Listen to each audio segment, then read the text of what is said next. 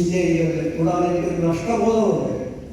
എനിക്ക് ചെറുപ്പത്തിൽ ബാലശരീരത്തെ നേരിട്ടുണ്ടെങ്കിൽ അതിന് മുൻപാകാൻ എന്നും സാധിച്ചിട്ടില്ല.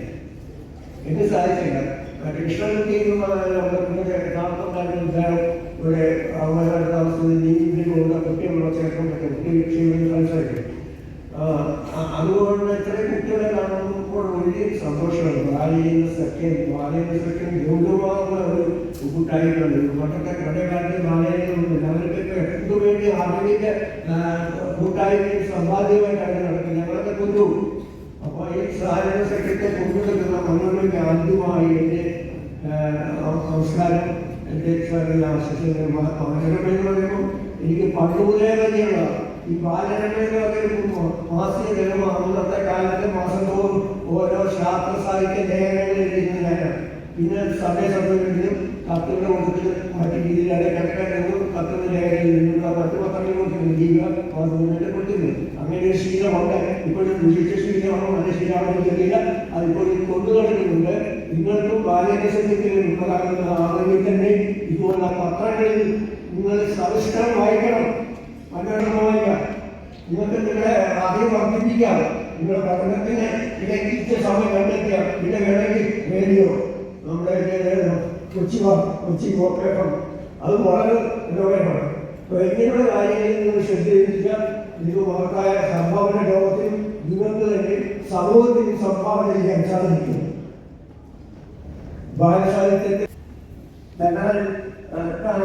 സസ്യജല സുജാളിതം മനോഹരം എന്നൊരു വാക്കുകൾ ധനാകാല സസ്യജല സുജാളിതം മനോഹരം എന്നൊരു കവി പറയുന്നത്. അത്രമാത്രം മനോഹരമാണ് കേരളം. ഈ മനോഹരം ദൈവത്തിന്റെ നാടാണ്. ഈ മനോഹരമായ ദൈവത്തിന്റെ നാടിനെ നിങ്ങൾ തന്നെയാണ് പുഷ്ടമാക്കാതെ മനോഹരമാക്കുന്നത്.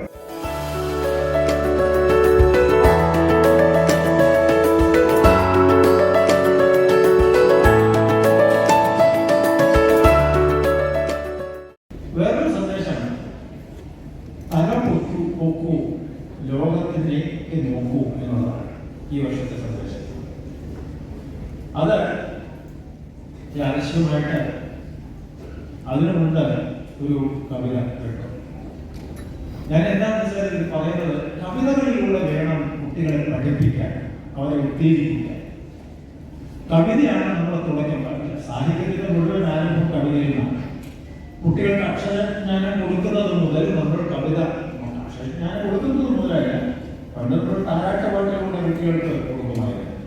ഇന്ന് താരാട്ടുപാടാൻ അറിയുന്ന അമ്മമാർ അതൊക്കെ എഴുതുന്നതിന് മൊബൈലിന്റെ സംവിധാനം വന്നതോടുകൂടിയിട്ട് അതിന്റെ അടിമത്തത്തിലേക്ക് നമ്മൾ സ്വാതന്ത്ര്യം നേടി. പക്ഷെ മറ്റൊരു അടിമത്തത്തിലേക്ക് പ്രവേശിച്ചുകൊണ്ടിരിക്കുന്നു. ലോകം കൊടുക്കും അങ്ങനെയാണെന്ന് പറയാം. പക്ഷെ അതിൽ നിന്ന് മോചനം നേടാൻ വേണ്ടി തലവൊക്കൂ എന്നുള്ളത് അതിനെക്കുറിച്ച് ഒരു കവിത എഴുതാൻ ഇവിടെ നിങ്ങൾക്ക് പ്രസക്തമായിരുന്നു. നല്ല സന്ദേശമായിരുന്നു പറയാം. തലമുക്കൂ മൊബൈലിൽ നിന്നെ നോക്കുക കൂട്ടരെ, സൂര്യൻ ഞാൻ ഇന്നലെ പോലെ ഇന്നും നൽകുന്നു പുഞ്ചിരി.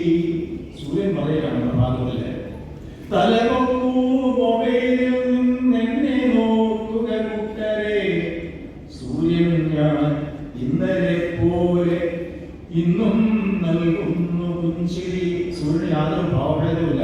എന്നും പുഞ്ചിരിയോടെ വരുന്നു, എന്നും കൃത്യതയോടെ വരുന്നു, എന്നും ഊർജ്ജം നൽകിക്കൊണ്ടുവരുന്നു. ഇത് നമ്മൾ നഷ്ടപ്പെടുത്തിക്കൊണ്ടിരിക്കുന്നു. തല കുനിച്ചിരിക്കുമ്പോൾ ഒന്നിൽ മാത്രമായി കാണുന്നില്ല എന്നെയും എന്റെ കർമ്മവും സൂര്യനാണ് ഞാൻ. നിങ്ങൾ തലപോക്കാതെ കൊണ്ട് എന്നെ കാണുന്നില്ല. കാണുന്നില്ല എന്നെയും എന്റെ കർമ്മവും സൂര്യനാണു ഞാൻ. തലപൊക്കൂ മൊബൈലിൽ നിന്ന് എന്നെ നോക്കുക കൂട്ടരെ.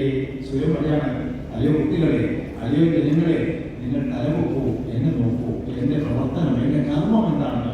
എന്റെ കർമ്മം എന്താണ്? വെളിച്ചം നൽകിയപ്പോഴും സഞ്ചരിപ്പൂ ചിരിപ്പു ഞാൻ. ഇതല്ലോ എന്റെ സന്ദേശം, ഇതാണ് ആശംസ എപ്പോഴും. സൂര്യന്റെ സന്ദേശം എന്താണ്? എപ്പോഴും കർമ്മം ചെയ്തുകൊണ്ടിരിക്കുക. എന്താണ് ആ കർമ്മം? എപ്പോഴും വെളിച്ചവും ശക്തിയും വളർന്നുകൊണ്ടിരിക്കുക. ഇതാണ് സൂര്യൻ ചെയ്യുന്നത്. നാം തലപൊക്കാത്തതുകൊണ്ട് ഈ ഊർജത്തിന്റെ ദൈവത്തെ കാണാതിരിക്കുന്നു, ആ ദൈവത്തെ വന്ദിക്കാതെ പോകുന്നു, ആ ദൈവത്തെ അനുസരിക്കാതെ പോകുന്നു.